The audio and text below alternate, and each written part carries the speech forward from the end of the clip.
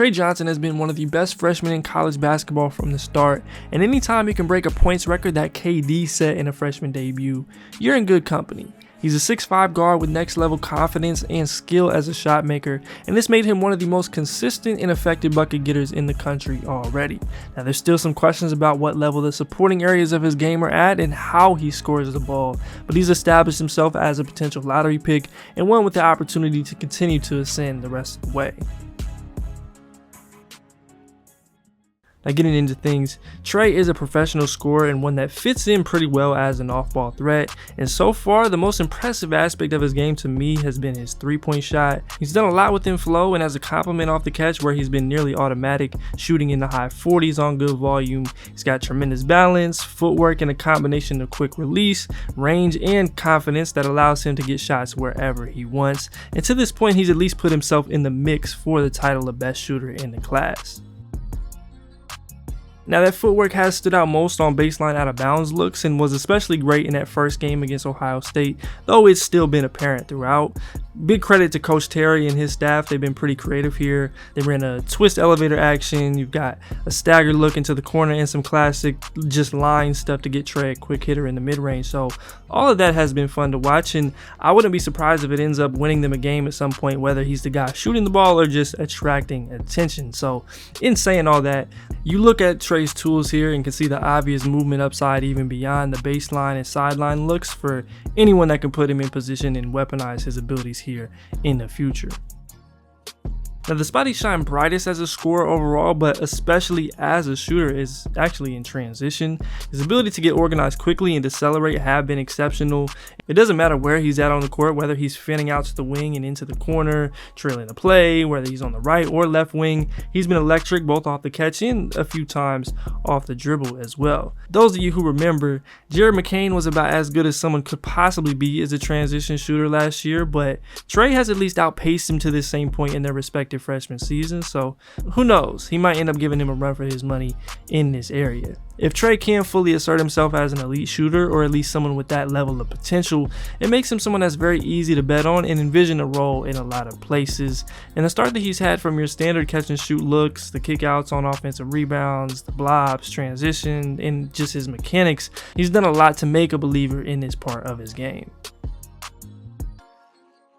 The aspect of what Tre does that'll always lead the highlight reel is his ability to create buckets for himself off the bounce and make tough shots from all over the floor. He's not the shiftiest or strongest ball handler, but he is creative and gets the job done. He's got an array of step backs, side steps, and misdirections in his bag, and plays like this one against Liam McNeely are a good look at all of his gifts coming together, from the creativity to the balance and footwork to execute it, and also the confidence to take and make shots in big moments. He's also done an exceptional job of using his body to get to spots and has risen up using fades and turnarounds, all going either direction. He's currently shooting 47% on pull-up twos, and once again, the footwork on plays like this just really stand out. Johnson has not hit a shot in the second half. He is still trying to operate for Texas, and finally... I think part of the problem was their switches were lazy. You know, they're switching everything. And he's also capable of scoring within flow, getting to one or two dribble pull-ups, and attacking fairly quick. I would like to see it a little more from him, and there are times that he can do too much, which we'll talk more about, but I think most of his usage is replicable in a lot of situations, and that's a big positive. I'm interested to see how many reps he gets in the pick and roll the rest of the way and how he looks in the half court off the bounce from three. That's a piece that hasn't fully been there at the college level, but he's been effective in the past, so I want to see that. But overall, the shot making upside is apparent and is why he's been a potential top 10 pick to this point. Up for the elbow. Yes. Son Diarra. Diarra has been outstanding. He's run the team and then he's defended very well. Entering the year, I talked about Tre's struggles to get to the bucket regularly and finish at a decent clip when he's there, and so far similar concerns remain in the volume of attempts, his ability to create blow-bys and then elevate in traffic. He's taken just 11 half-court rim attempts so far, and he doesn't quite have the strength or explosiveness to assert himself as a finisher both vertically and just generally as a separator right now. He's had a couple bright spots, particularly in semi-transition, and There's times you can see the handle and creativity and envision a path to him improving, but as it looks now, it'll likely remain the long-term swing skill for him to reach, like star level upside as an offensive player. Whether that starts to come to fruition in conference play or would have to at some point in his NBA career remains to be seen, but I think it's going to dictate a lot for him in the future. BSU with 10 points of his own. Johnson, power dribble off the glass. And that leads us into a few more areas I'm interested in seeing going forward.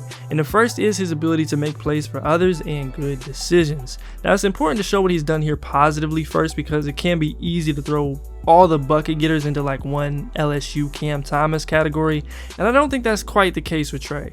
I think his flashes and sufficient play here are part of what make him appealing as a prospect, and for those of you who had watched him previously, you know he's played some pseudo point guard in the past too. But keeping it to these first 10 or so college games, he's done a good job of making most basic reads, whether it's come from attacking closeouts or running side pick and rolls. He's made some wraparounds and close, he's had a couple standout overhead skips and found an open man in transition more often than not. And the sequence against UConn where he created 2 good looks and got an offensive rebound on the same possession is one that stuck out most. And we can't show it in full because of copyright, but so far I think that's been the play to point to when talking about his supporting skills. Johnson, great find. What a feed to Columbus. And there's the two of them. Watertown High School with Scott Spinelli and family. And Scott talking someone who's put up a lot of points and was the team leader in scoring coming to an end. Now on the other side of things, he's definitely a score first player, and there's moments where his decision making just hasn't been great. There's a lot of times where he's settled for a pull up, he's over dribbled or just pulled a 28 footer early in the clock or on a switch with a big, and it's something that'll have to get smoothed out.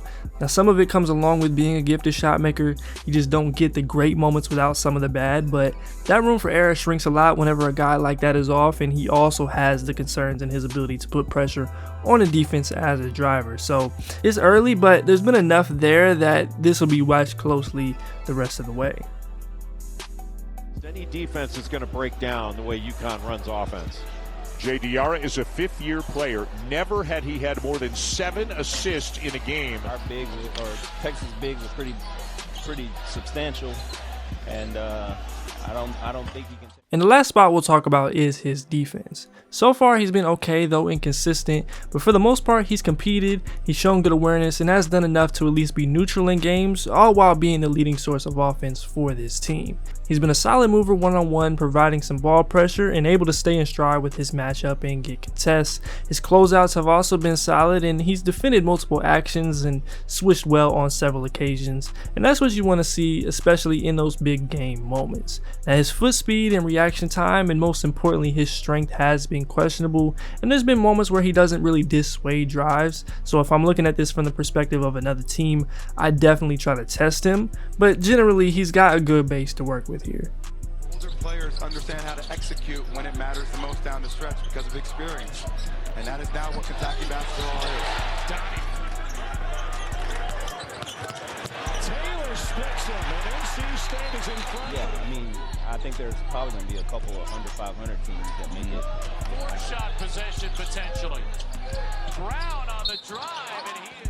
He's also been very eager to provide help and clearly recognizes where to be, which is more than half the battle. He's been engaged as the low man and as a side tagger. He's executed some doubles, and his positioning and help has been fairly good. Now he hasn't made a ton of plays in passing lanes or gotten a lot of deflections, but I've liked his understanding here. He can tend to overhelp at times, and it's gotten him into trouble. He's had his share of lapses too, all of which are normal for a freshman, but I think what he's shown in help is positive for his long-term success, even if he still has some work to do. So while I'm not exactly afraid of him defensively right now, I don't think that he's someone that you can take advantage of, and he has the potential to be an eventual asset on this end. So we'll see where he goes and how these things evolve in more meaningful games.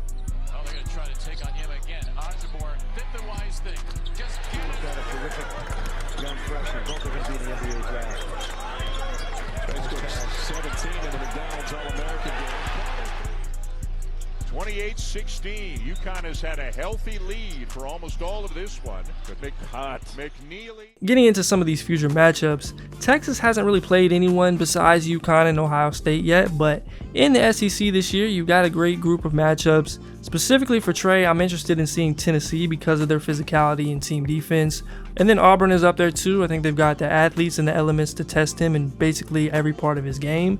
And then prospect matchups with Jeremiah Fears, his old high school teammate in LeBaron Philon, and all those guys at Bama, and a couple games against Arkansas, Boogie Fland, and those guys are at the top of my list as well. So definitely a lot of tests ahead of him, and I'll be curious to see how he handles being keyed in on against a jumping competition and just how good of a shooter and scorer he shows himself to be. Now, Tre is one of those players who, best case, could easily solidify his worth as like a top 8 guy in the class the rest of the way, or he could be more of a mid-first guy. I think his appeal as a high-level shooter and off-ball scorer who can create his own offense is clear.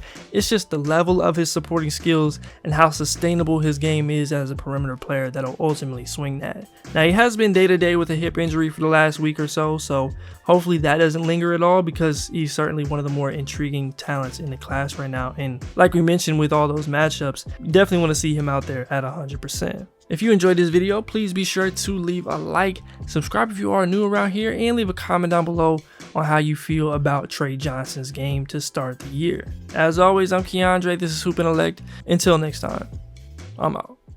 What do you do off the floor? I really just watch, anything basketball related. So it's all basketball related. Yeah, Why is that? So you're a basketball junkie? Yeah, most definitely, I have to be.